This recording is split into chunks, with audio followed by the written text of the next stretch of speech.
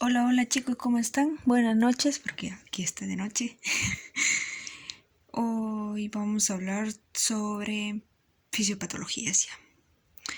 Y voy a empezar por una que me ha llamado mucho la atención y vamos a estudiarlo, pues adelante. Tolerancia a la afectividad y fatiga.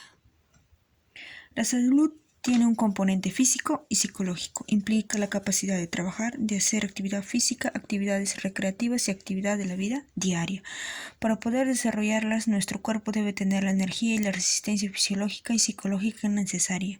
Cuando el cuerpo no es capaz de satisfacer estas demandas energéticas, aparece la fatiga. La fatiga puede ser aguda, como la que resulta de la actividad física intensa, o puede ser crónica. Los estados que deterioran la salud pueden afectar las reservas e imponer ciertas restricciones, como el reposo en cama y la inmovilización, sobre la capacidad de trabajar y de realizar otras actividades. En este capítulo consideremos la tolerancia al ejercicio y la actividad, la intolerancia a la actividad y la fatiga, y las respuestas fisiológicas y psicosociales a la inmovilidad y el reposo en cama. Ejercicio físico y tolerancia a la actividad. Después de completar la sección del capítulo, podrá alcanzar los siguientes objetivos: describir las respuestas fisiológicas y psicológicas al ejercicio y al trabajo físico, definir el término consumo máximo de oxígeno y explicar cómo se mide, identificar un método físico y 2 cuestionarios manuscritos que permiten evaluar el rendimiento del trabajo físico. La actividad se define como el proceso de gasto de energía tendiente a lograr un efecto. El ser humano interactúa con su ambiente en un patrón cíclico de periodos de actividad y de reposo, en los cuales hay elementos físicos y psicológicos. La actividad se denota en el proceso de movimiento y gasto de energía, y el reposo se caracteriza por la inactividad y el gasto de energía mínimo. El ejercicio es una forma de actividad en la cual el movimiento y el gasto de energía se cumplen en forma regular y da como resultado la preparación general del cuerpo. Efectos de ejercicio y tolerancia a la actividad. Hay un interés cada vez mayor por los efectos preventivos y terapéuticos del ejercicio. Un programa regular de ejercicio ayuda a mantener un peso adecuado y un estado de salud cardiovascular satisfactorio. Quien conserve un buen estado atlético tiene también más reservas para utilizar en el caso de una enfermedad. El ejercicio ya se conoce como parte integral del régimen de tratamiento de muchas afecciones. Se le recomienda como un medio de retardar o incluso de detener la progresión de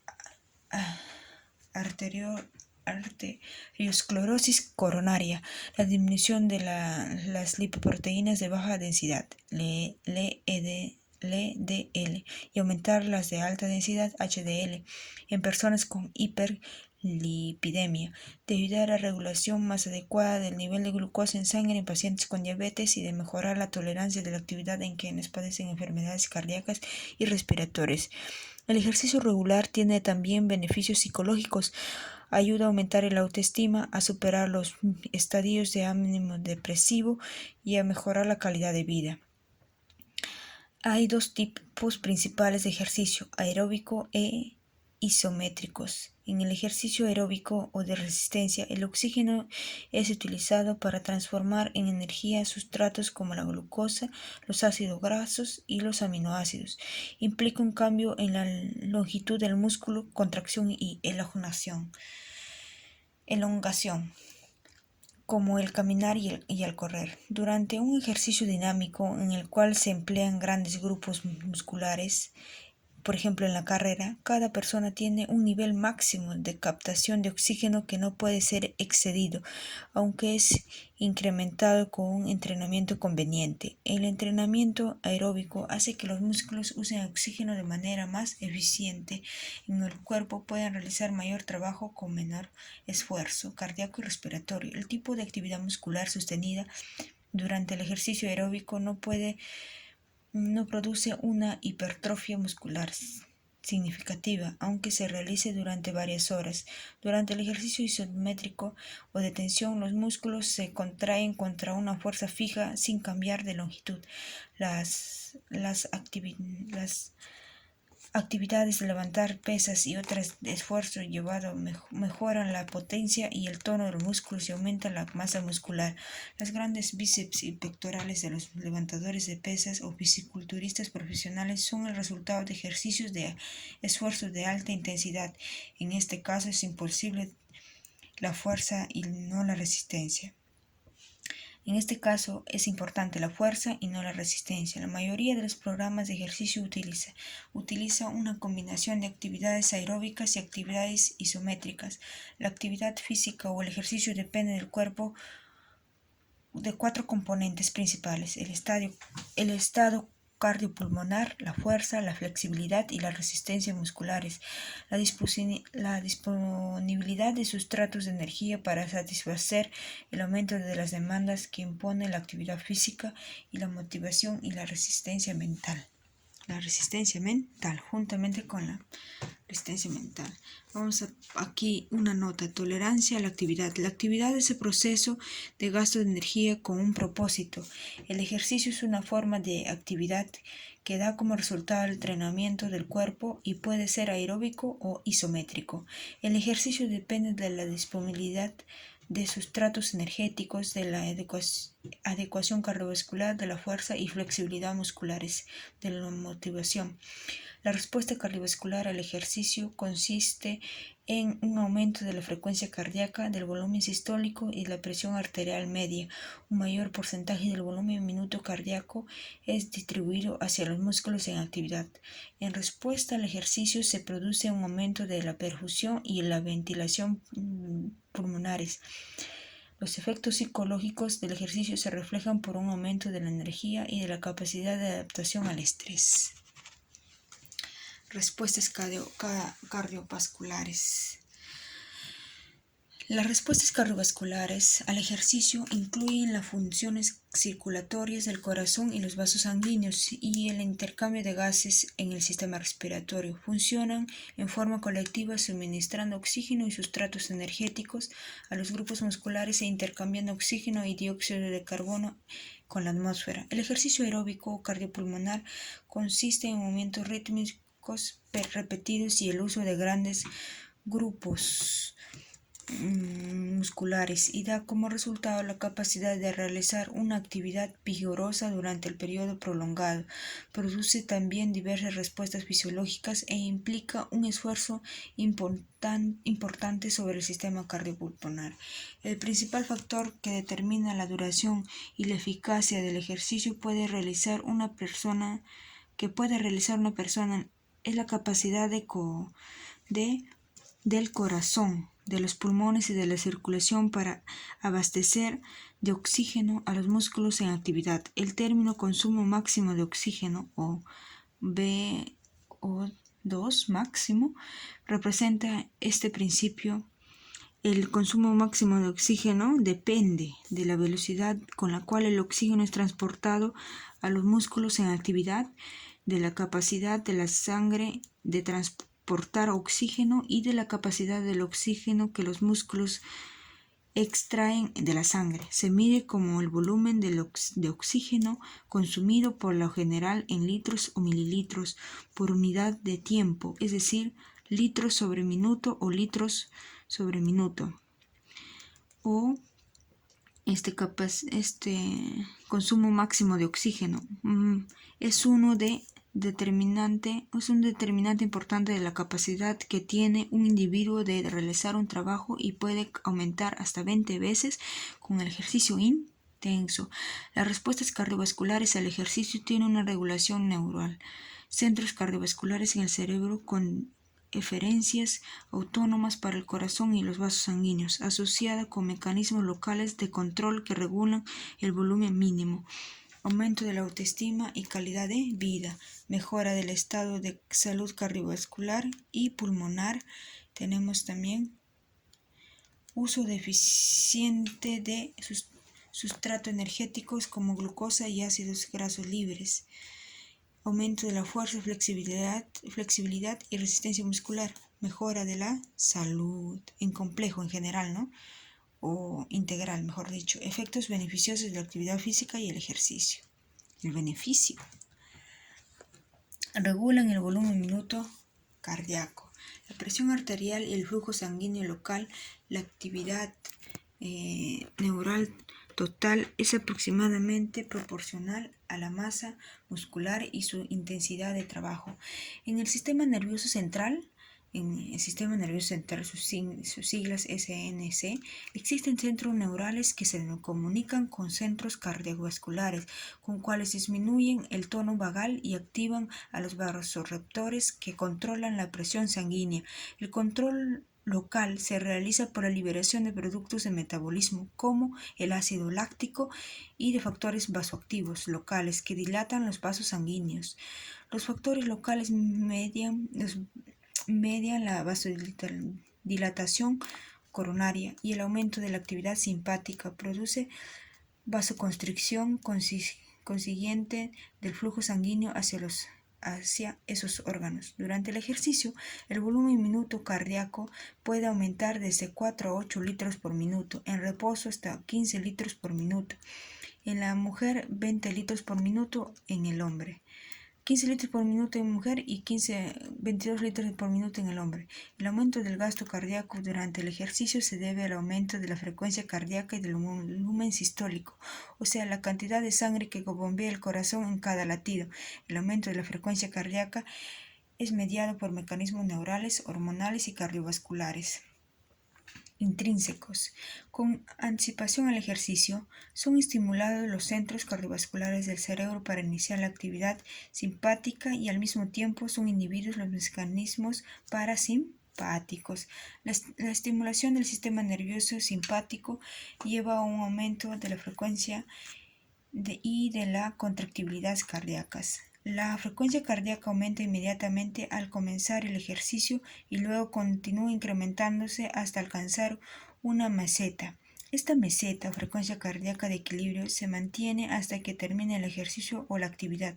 La liberación de adrenalina y noradrenalina por las glándulas suprarrenales contribuye a mantener el aumento de la frecuencia cardíaca.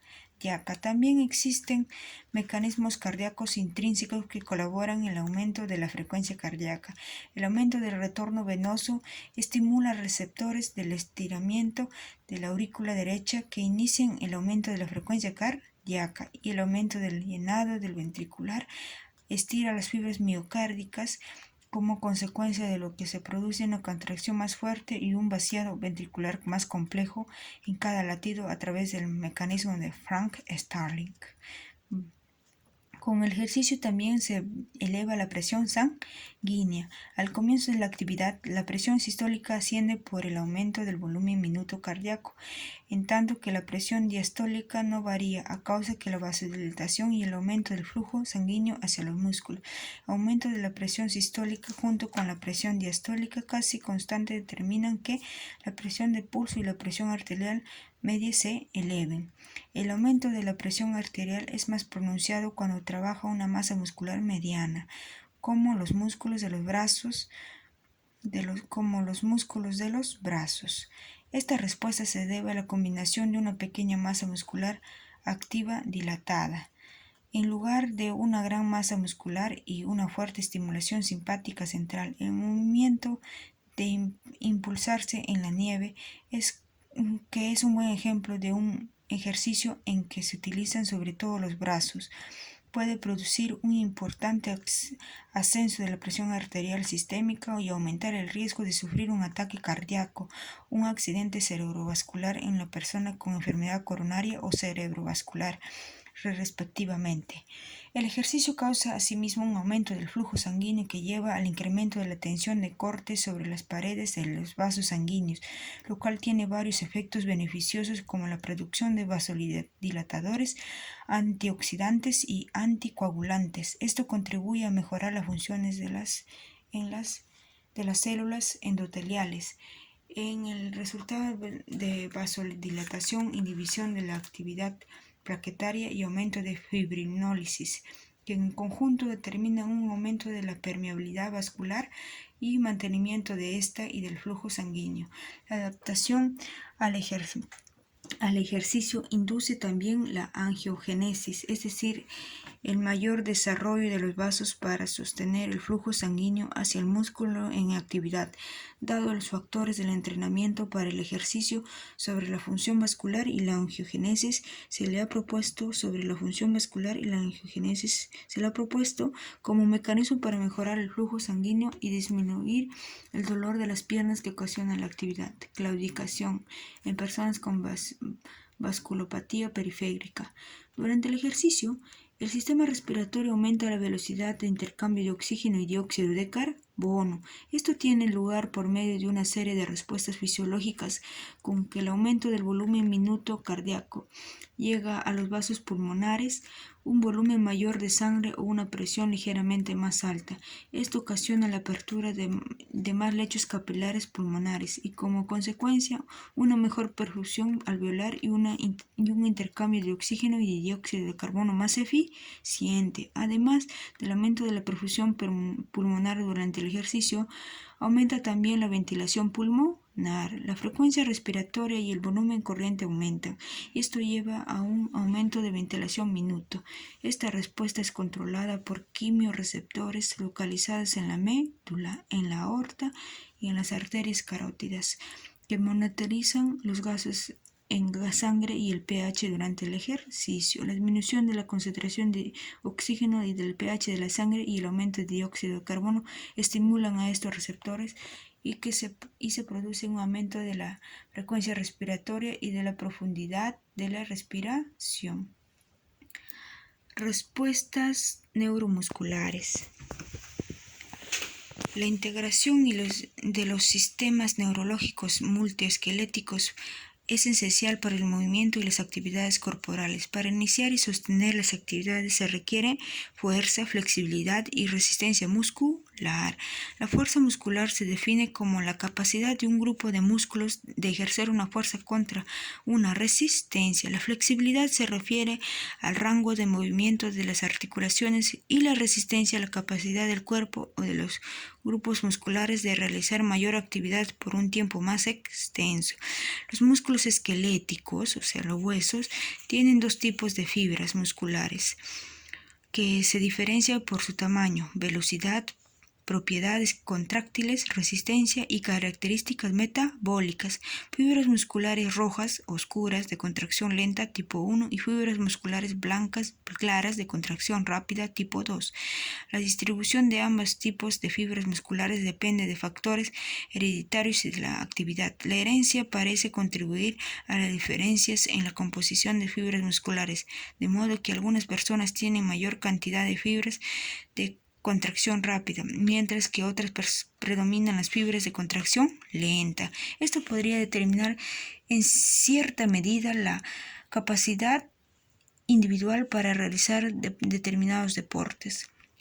Las fibras de contracción lenta, que son más pequeñas que las de contracción rápida, tienden a producir menos fuerza total, pero tienen mayor eficiencia energética que aquellas.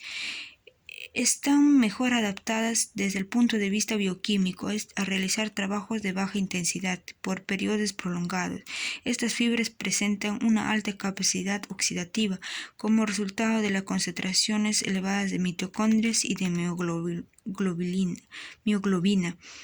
Son muy resistentes a la fatiga y están adaptadas a la actividad o al ejercicio aeróbico prolongado. Las fibras de contracción lenta predominan en los grandes grupos musculares como los de miembros inferiores. Por lo tanto, participan al mantenimiento de la actividad durante el ejercicio prolongado o en actividades de resistencia. Las fibras de contracción lenta son las primeras en ser afectadas en periodos de inactividad sostenida, como en la inmovilidad o el reposo en cama prolongado.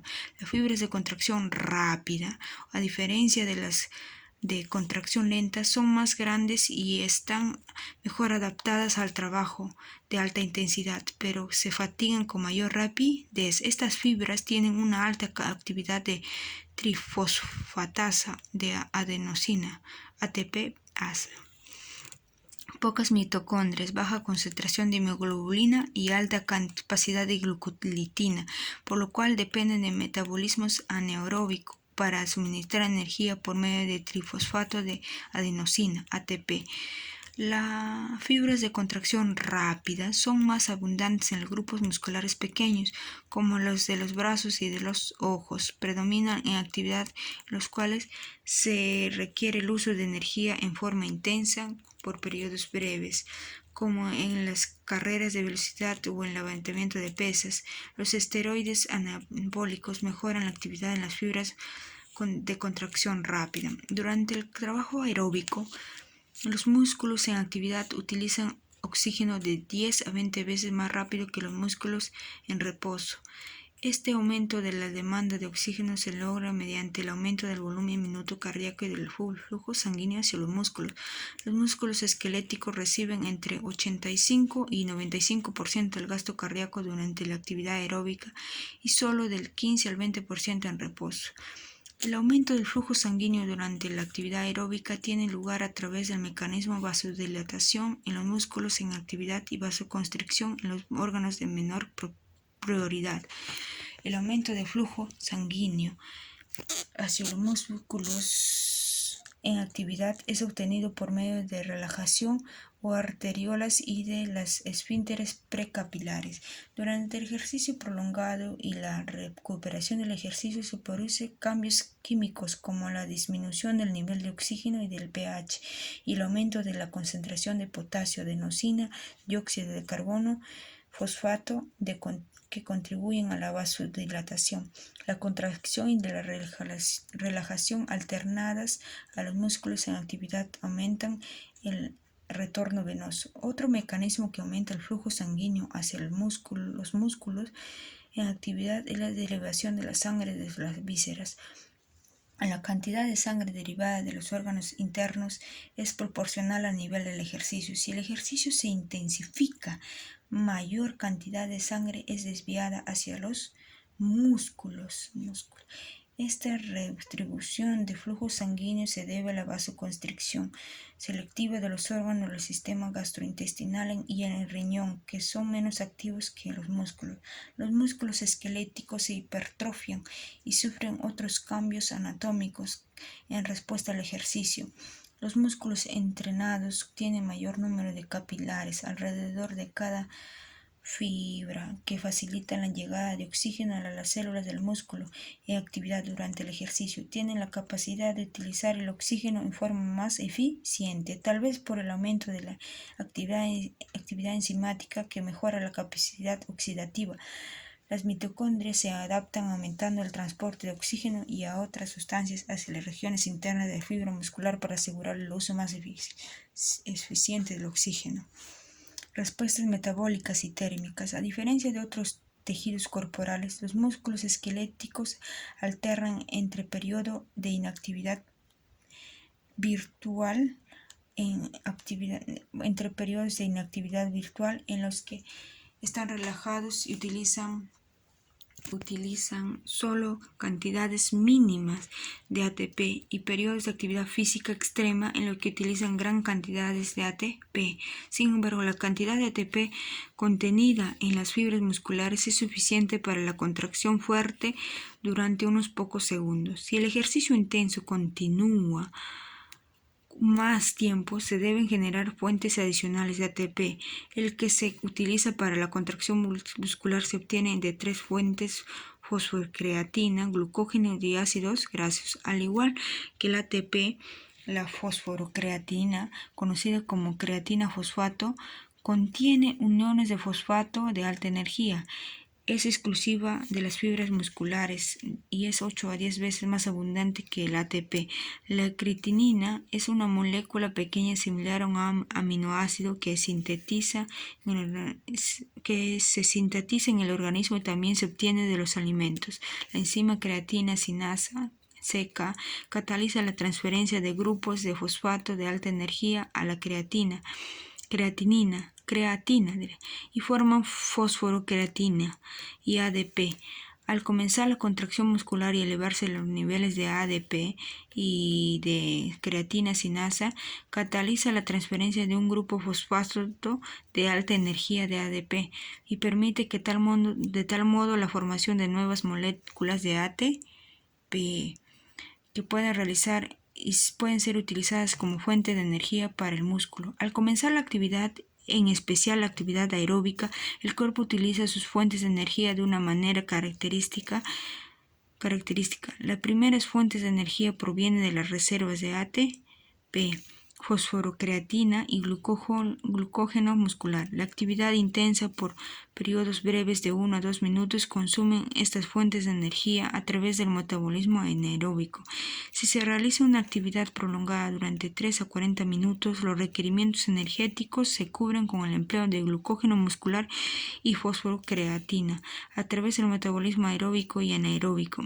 En periodo de actividad intensa prolongada es esencial el metabolismo aeróbico y el uso de glucosa, ácidos grasos y aminoácidos.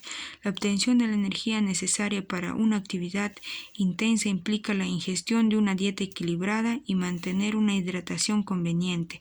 Las recomendaciones generales para una dieta balanceada son un 55% de hidrato de carbono complejos, un 30% de grasas, sobre todo grasas poliinsaturadas, y un 15% de proteínas.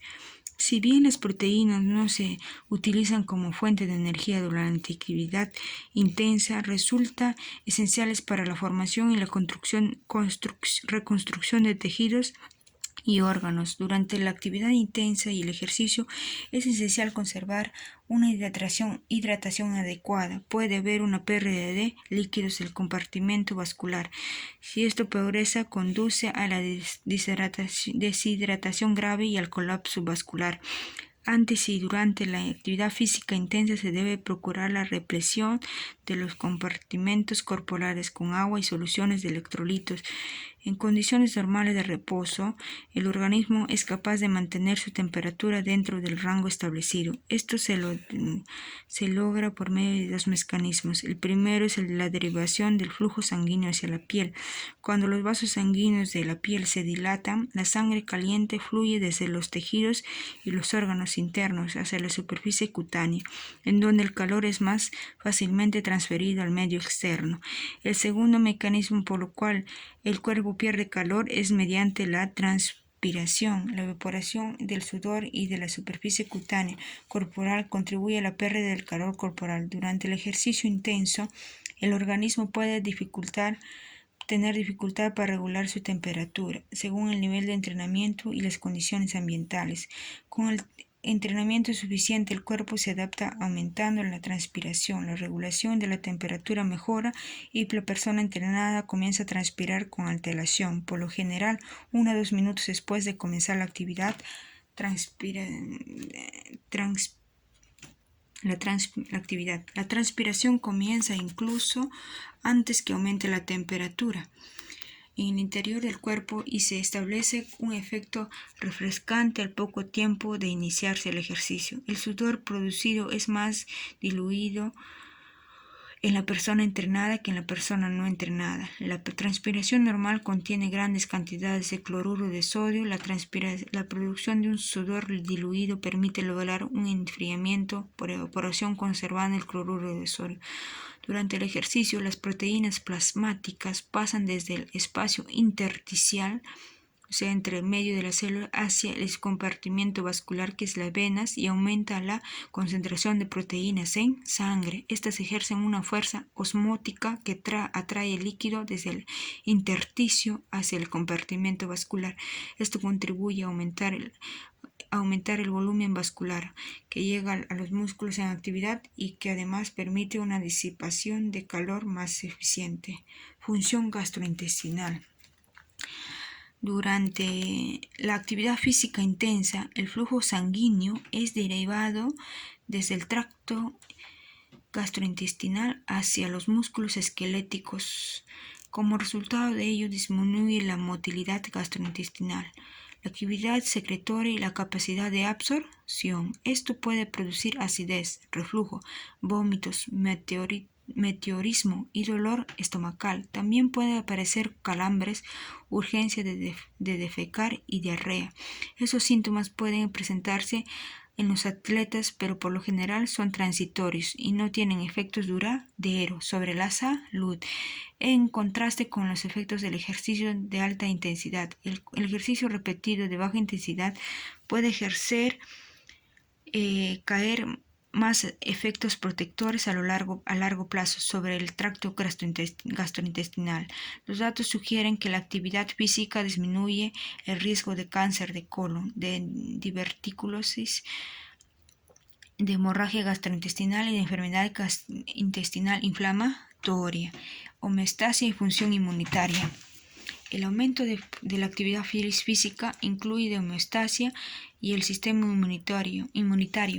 El aumento de los niveles de adrenalina, epinefrina, estimula la actividad fibrinolítica, descomposición de los filamentos de fibrina de los coágulos sanguíneos. De tal modo, el ejercicio regular energético puede aumentar la cavidad fibrinolítica y retardar el proceso de la coagulación. La respuesta del sistema inmunitario al ejercicio es variada y depende de la frecuencia, la intensidad y la duración del ejercicio. El ejercicio moderado estimula al sistema inmunitario y el ejercicio intenso, repetido y regular lo perjudica. Se ha demostrado que un ejercicio de intensidad moderada estimula el sistema inmunitario durante horas por el aumento de los glóbulos blancos circulantes, sobre todo neutrófilos y linfocitos. Es importante el aumento de actividad de la célula natural killer, NK. El ejercicio crónico, intenso y agotado ejerce distintos efectos sobre el sistema inmunitario. La elevación de temperatura corporal, la liberación de citocinas y el aumento de los niveles de diversas hormonas relacionadas con el estrés, como la adrenalina, la hormona del crecimiento y el cortisol, puede ocasionar una depresión temporaria a la inmunidad natural. El ejercicio intenso altera la inmunidad de la mucosa del tracto respiratorio superior. Esto implicaría, por lo que los atletas destacados son más susceptibles a enfermedades, en especial las infecciones del tracto respiratorio superior. El ejercicio intenso disminuye también la producción de aminoácidos no esenciales como glutamina, que sirve como la energía de linfocitos y macrófagos. Respuestas psicológicas. El rendimiento en el ejercicio y la actividad física tiene un componente mental. El aspecto mental implica la motivación para iniciar una actividad o un programa de ejercicios y la dedicación para incorporar este régimen al propio estilo de vida. Los aspectos positivos del ejercicio regular son el aumento de la energía y de la motivación, una imagen y una autoestima más elevada, la disminución de la ansiedad y un mejor manejo del estrés. Eso trae un beneficio, un lado positivo del ejercicio. Evaluación de la tolerancia a la actividad. La capacidad para tolerar el ejercicio o realizar un trabajo se puede evaluar de varias maneras. Por un lado, se dispone de cuestionarios manuscritos en los cuales la persona registra el nivel de actividad o de fatiga que percibe. Otra forma es mediante